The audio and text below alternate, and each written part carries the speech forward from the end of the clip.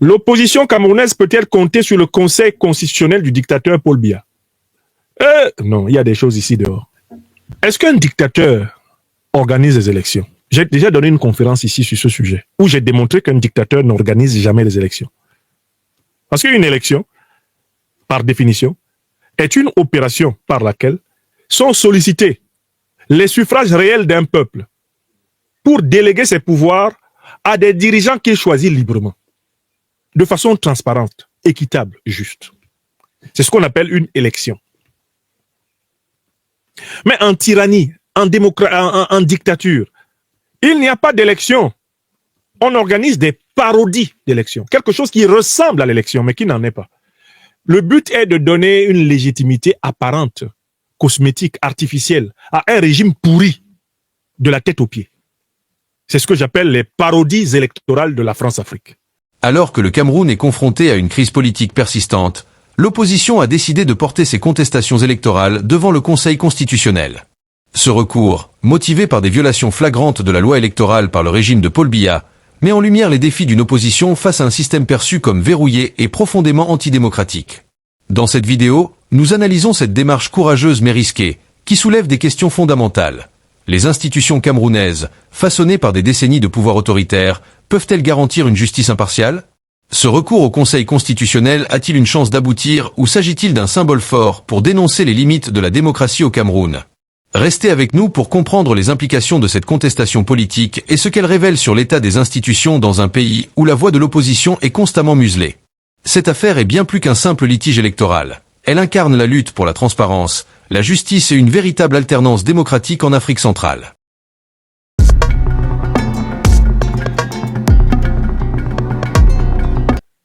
Ça, ce sont les données de base de la situation. Alors, quand on a affaire à une dictature, en tant que peuple, il y a deux possibilités.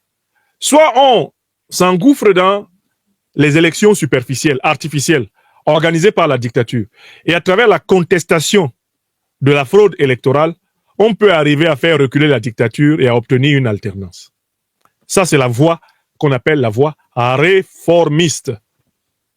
La voie réformiste. C'est-à-dire qu'on va essayer de progresser à l'intérieur du système et de le faire reculer petit à petit.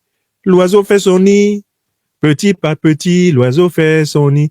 Le réformisme, dans des situations dictatoriales, a quelque chose d'assez proche avec l'évolutionnisme dans la situation coloniale.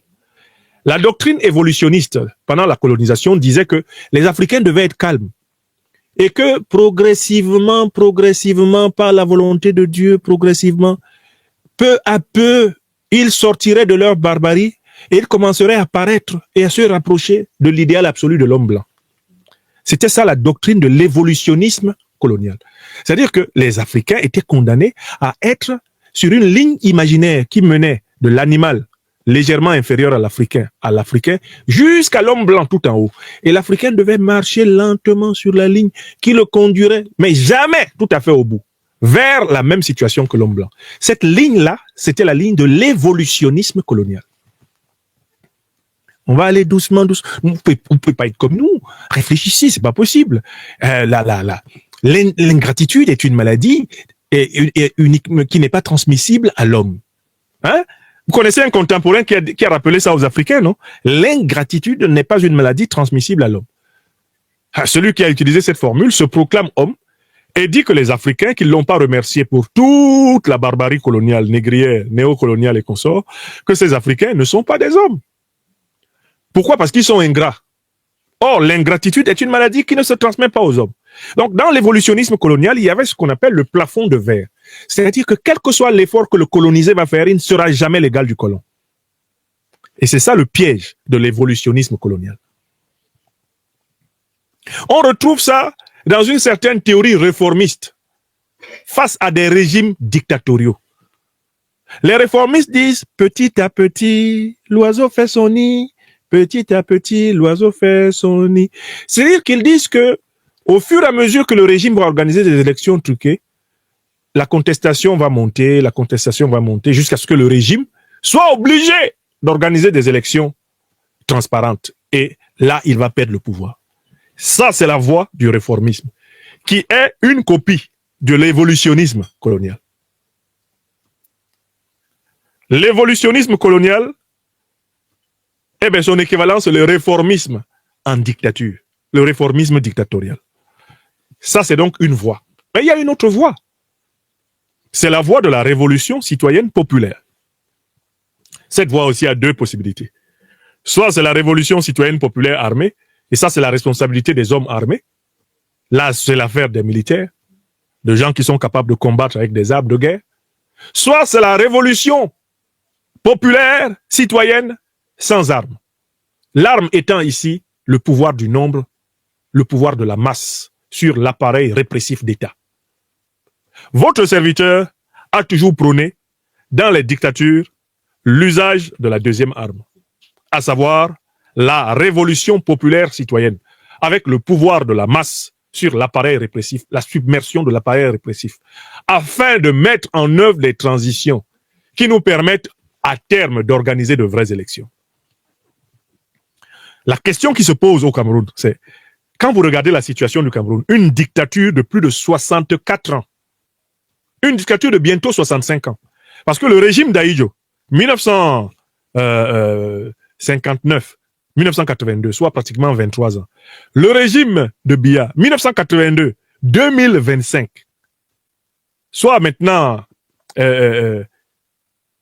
bientôt 43 ans, en tout cas 42e année.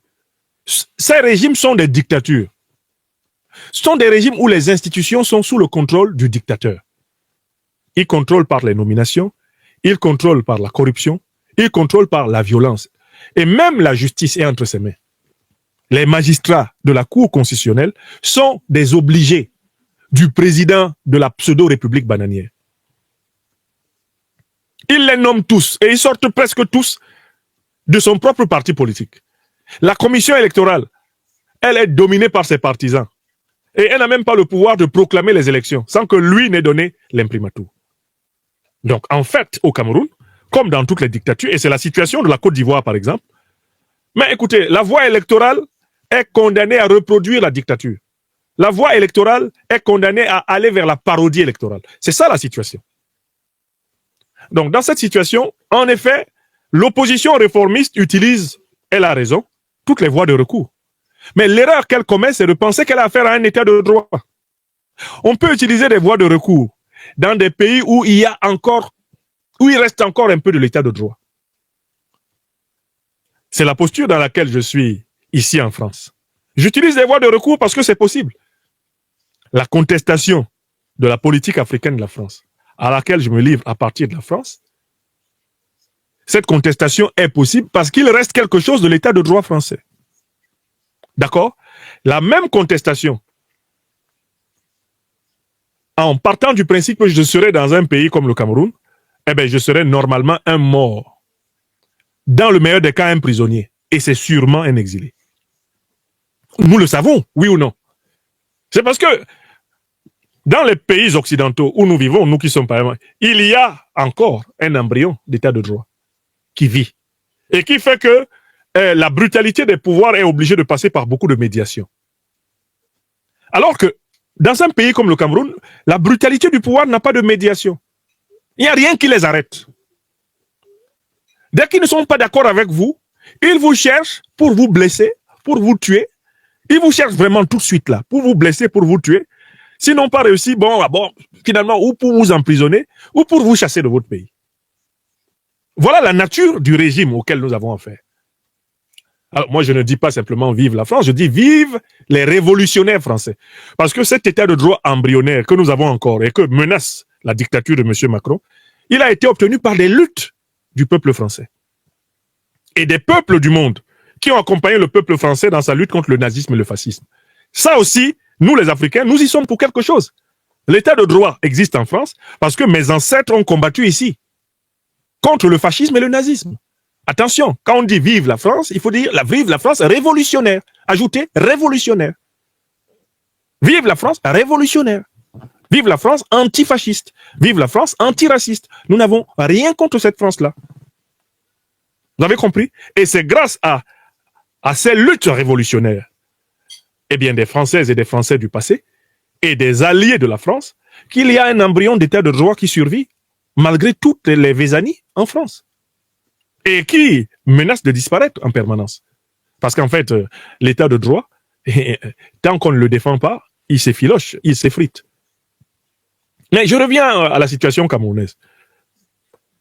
Si on est un opposant civil, ce sur quoi on peut compter face à une dictature, c'est une immense mobilisation populaire. Je l'ai dit et je le répète. Les forces de défense et de sécurité du Cameroun ne peuvent pas empêcher 2, 3, 4 millions de Camerounais d'imposer une transition. Si nous réussissons à mobiliser au Cameroun 1, 2, 3, 4 millions de Camerounais dans toutes les rues du Cameroun, nous obtenons une transition vers une nouvelle république. Le nombre massif de la mobilisation sera tel que les forces de défense et de sécurité ne tenteront même pas. Elles vont commencer à esquisser au départ la volonté de réprimer, mais devant la masse de la mobilisation, elles vont y renoncer. Réprimer, quand vous avez une mobilisation énorme, est suicidaire. Les policiers le savent. Les gendarmes que vous voyez là sont des êtres humains. Ils ne veulent pas mourir en réprimant. Quand ils répriment, ils veulent pouvoir rentrer chez eux dormir. Mais le jour où on est 1 million, 2, 3, 4, 5, 6 millions dans les rues d'un pays comme le Cameroun, c'est fini. Ce sont même les policiers et les militaires qui commencent à embrasser la population. Vous n'avez pas vu ça ailleurs? Vous pensez que les forces de défense et de sécurité, à un moment donné, basculent pour le peuple? Pourquoi? Mais parce que le peuple est tellement mobilisé que les forces de défense et de sécurité elles-mêmes se rendent compte que réprimer, c'est se suicider. Pour moi, un pays comme le Cameroun ne peut se récupérer que par une immense mobilisation populaire. Or, le pays est bloqué justement par des forces qui empêchent les Camerounais de se concevoir comme un seul et même peuple. Et j'ai déjà écrit un livre dans lequel j'ai décrit ces forces. Là, le livre est là. Le médicament est dedans. Il y a 7 démons qui paralysent les Camerounais et qui empêchent les Camerounais d'agir comme un peuple, c'est-à-dire de procéder à l'immense insurrection citoyenne, non armée, populaire et massive, à inonder l'appareil d'État pour récupérer leur souveraineté. Les 7 démons, ils sont ici, ils sont ici, dans ce livre. Ils sont analysés et je dis comment il faut les exorciser. Je ne vais pas recommencer à vous les lire tous. Je les ai examinés ici. Les 7 fléaux. Vous allez à partir de la page 19 de ce livre. Les 7 fléaux du Cameroun contemporain et leurs remèdes. S'il y a quelque chose sur quoi nous devons travailler, c'est sur ces 7 fléaux. 1. Le tribalisme ou ethnicisme, qui est devenu un mode de vie normal chez la plupart des Camerounais. C'est pour ça qu'on n'est pas capable de se mobiliser. Parce que le tribalisme est devenu une catégorie mentale, structurelle et ontologique. Mais de la majorité des Camerounais. Oui. Deuxième problème, l'esprit magique ou le règne de la superstition. La tendance à expliquer les problèmes par des causes qu'on ne maîtrise pas, des causes imaginaires. L'esprit magique. Troisième problème, la corruption généralisée. La corruption. Des gens qui sont prêts à vendre leur âme pour un plat de lentilles. Il y en a en masse. Quatrième problème, la diversion artificielle. Oh là là. Décidément, mes amis côté Facebook n'ont vraiment pas de chance. Cette fois-ci, c'est une attaque qui les prive de m'écouter. Je vais continuer. J'ai parlé de la diversion. J'ai parlé de la diversion artificielle du peuple camerounais dans la luxure. La haine de la haute connaissance au Cameroun. La haine de la haute connaissance. L'absence de vision collective. L'absence de vision collective. Voilà. Ça fait partie des catégories. Et enfin, la haine de soi de l'Africain, une pathologie continentale et mondiale. J'ai examiné ces problèmes ici et j'en ai proposé des solutions. Donc, je ne vais pas revenir là-dessus. Pour ma part, on peut toujours continuer à écrire au Conseil constitutionnel. Mais ce n'est pas un Conseil constitutionnel d'un état de droit. Ce n'est même pas un embryon d'état de droit que nous avons au Cameroun. C'est un non-état de droit, un anti-état de droit. Clément Atangana pourra toujours faire un torchon de toute la littérature qu'on lui adresse. Car il n'a de compte à rendre qu'à Paul Biya, celui qui l'a nommé. Dans la tête de Clément Atangana, il y a un seul homme à qui il a des comptes à rendre. Cet homme s'appelle Paul Barthélémy Biya. Alors, celui qui pense que Clément Atangana va lui rendre des comptes peut continuer à l'écrire. quand on utilise la voie réformiste, il faut ne serait-ce qu'avoir des gens qui ont un petit faible pour le droit. Il faut avoir en face des gens qui s'embarrassent même un peu des formes. Il faut avoir en face des gens qui s'interrogent sur ce que pensera la postérité quand elle lira les actes qu'ils ont pris. Il faut avoir des gens qui ont peur de finir du mauvais côté de la jurisprudence et de l'histoire. Mais au Cameroun, là, les agents de Paul Biya, qui sont planqués dans ces institutions bidons, sont des gens sans mémoire, sont des gens sans histoire, sont des gens qui, en fait, ne créent rien, ni personne, si ce n'est la perte du pouvoir. Leur maître l'a dit, ne dure pas au pouvoir qui veut, mais qui peut. Et c'est leur idéologie. Il leur faut durer à leur poste. Tout leur problème, c'est de durer à leur poste. Ils n'ont aucun autre problème. La misère du peuple camerounais n'est pas leur affaire. Donc, l'opposition réformiste évolutionniste peut continuer à écrire à Clément Atangana. On peut continuer à lui écrire. Bon, c'est intéressant parce que pour l'histoire, au moins, ça laisse des traces. Au moins, dans les archives, il sera dit qu'on lui avait écrit et qu'il a mal répondu. D'accord? Mais franchement, si nous ne brisons pas les 7 démons qui paralysent le peuple camerounais dans ses chaumières et qui l'empêchent d'agir comme un grand peuple, et notamment d'agir à partir de sa conscience de peuple africain, la conscience panafricaine, si nous ne parvenons pas à déclencher ce processus-là, eh ben on va rester dans le ronronnement de l'évolutionnisme colonial et néocolonial, on va rester dans le réformisme évolutionniste, hérité de l'idéologie de l'entrisme, l'idéologie de l'entrisme. Soyons patients, un jour, le soleil se lèvera. Bon, il faut quand même qu'on mette un peu d'effort à faire lever le soleil. Une lutte contre un système verrouillé. Le recours de l'opposition camerounaise devant le Conseil constitutionnel met en lumière les limites d'un système où les institutions, loin d'être indépendantes, semblent servir les intérêts d'un régime en place depuis des décennies. Ce geste courageux reflète la détermination d'une partie de la classe politique camerounaise à dénoncer les dérives autoritaires, mais il rappelle également les immenses obstacles auxquels l'opposition est confrontée. Le docteur Franklin Nyamsi conclut en soulignant que cette affaire illustre un problème systémique. Sans réforme institutionnelle profonde, il sera difficile pour le Cameroun de garantir une démocratie réelle et fonctionnelle. Ce recours, même s'il ne produit pas de résultats immédiats, pourrait être un catalyseur pour un débat national sur la nécessité de repenser les structures politiques du pays. Pensez-vous que le Conseil constitutionnel peut jouer un rôle impartial dans ce contexte ?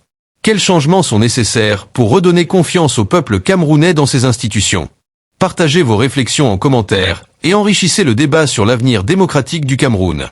Enfin, abonnez-vous à notre chaîne et activez la cloche pour ne manquer aucune de nos analyses sur les grandes questions politiques et institutionnelles en Afrique. À très bientôt pour une nouvelle vidéo au cœur de l'actualité du continent.